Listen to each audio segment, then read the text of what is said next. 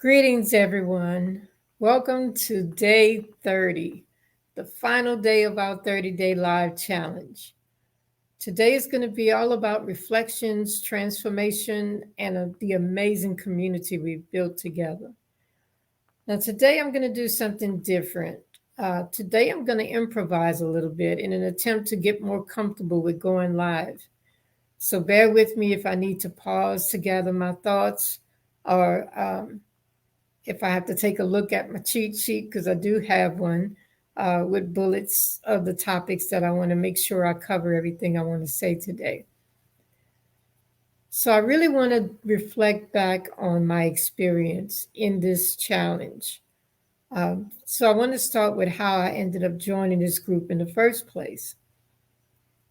Um, our leader, our illustrious leader, Sheila Hill, did a post on her page asking if anyone would be interested in going live in a group that she started.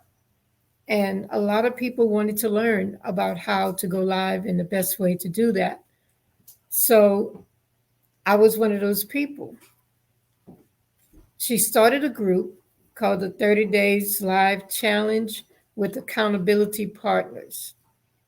And my assumption at the time was that we were going to go live into a group that we were instructed to start by another coach of ours, Derek Harper Sr. He told us to start a Facebook page with ourselves being the only member of the page and to go live on a daily basis so that we can get used to going live. I started my page in June and I never went live on it. So I figured this was my opportunity to do that. Hi, Asa, how are you? Thank you for joining me. So I thought this was my opportunity to start going live on my page, that it was just me and nobody else would see it. I'm an introvert and I'm one of those people that like to work behind the scenes. So this was something that I was willing to do if only I was the one to watch and critique myself. But when Sheila did her first Zoom conference with the people who agreed to join her group, I found out that we had to go live on our personal page where all of our Facebook friends and family would see us. I initially did a low key panic because I wasn't sure if I wanted to go through with it. I thought about all the things that I did to get in my own way, the things that I would tell myself that I couldn't do, the reasons why I thought I couldn't do it, because Derek told us about getting the proper lighting, the proper video, webcam, everything, microphones. And I purchased all of that, but I didn't set any of that up yet. So I was saying, I can't do it yet because I'm not ready. Well, in this live, she was like, just do it. And that's when we started the hashtag from her, telling us, hashtag just do it. So I jumped in head first and decided to just do it. And I'm glad I did. Um, I did have hesitation. I really did. And I had to come from my comfort zone, which is definitely behind the scenes. I like to work behind the scenes. I'm a worker bee, and I like connecting people with like minds so that they can network together and build whatever it is they're doing. But this challenge pushed me to come out of my comfort zone, and I'm very glad it did. I'm doing fine. Thank you for being here, and I appreciate your congratulations. It wasn't that hard. It wasn't as hard as I thought it would be, um, but I'm finally starting to improvise. This is something new for me. Um, Most importantly, I thought I couldn't go live because of the stroke I had 2 years ago. It affected my entire right side of my body because I had a bleed on the left side of my brain. And my words and my speech may be slurred at times, and sometimes I may not recall what it is I want to say, which is why I always had a script. On the last 29 days, I was reading from a script so that I could make sure that didn't happen. But today I wanted to cut the ties from doing that and just ad-lib this thing and improvise, and whatever I do, I do.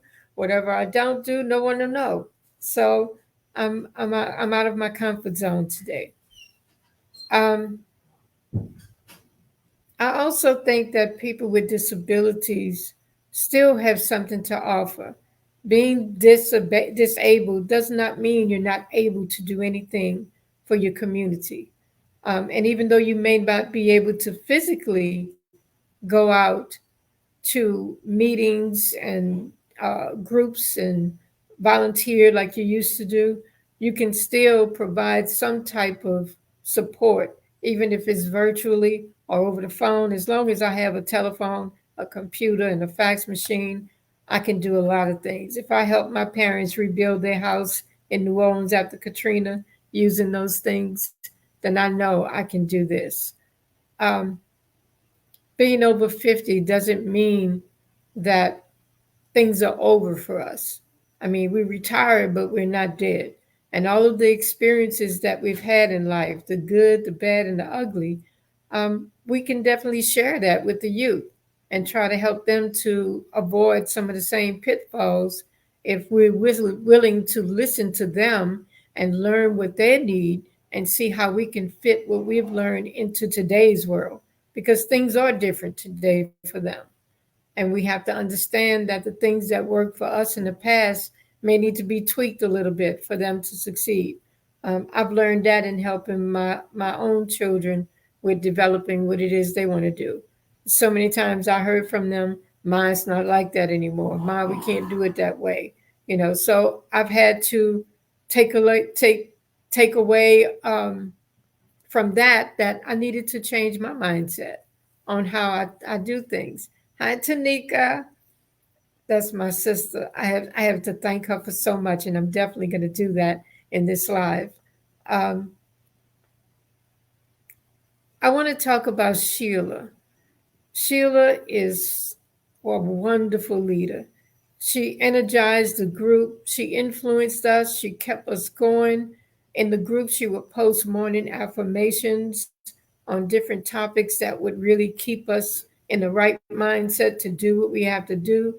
She provided daily tips and tricks to make our lives more appealing and more um, rewarding in serving our community with the skills that we have.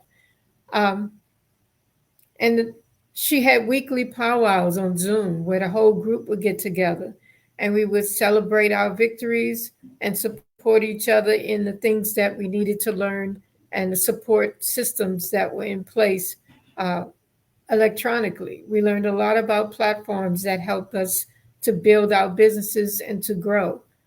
Um, then I can't say enough about my accountability partner. Sheila connected each of us with at least one accountability partner that we would hold accountable for going live and support behind the scenes. My accountability partner, Jennifer Hogue, was the best person that I could have had to keep me going in this challenge. Um, if you've seen Jennifer's lives, if you haven't seen it, her last name is spelled Hogue. um, Definitely go to her page on Facebook and take a look at her lives. She did a fabulous job from day one. Her energy is contagious. You would never know anything that she's dealing with on a personal level by the way she came on her lives. She's a beautiful spirit, and we connected from day one. Yes, she's very awesome, Tamika. I love her. And I know this is not the end of our connection. We will definitely stay in touch. And I'm so proud of her because of this uh, group and this 30-day live challenge. She is going to have her own podcast called Small Steps, Major Moves. And I thought that was an excellent name for a podcast she's always had, but it was dormant for a while. But doing these lives have encouraged her to do that.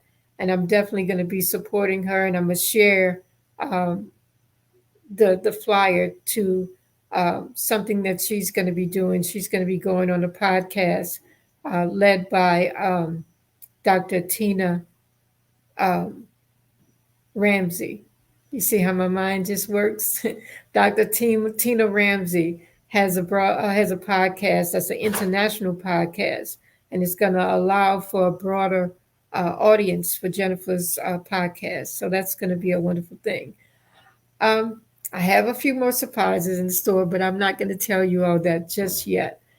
So as we wrap up this 30-day live, I want y'all to remember that this is just the beginning. That we're all going to continue in our growth along the way, and many of us are still going to be going live. Um, I want to share my gratitude. I want to emphasize my gratitude for the community and Sheila for her leadership through it all.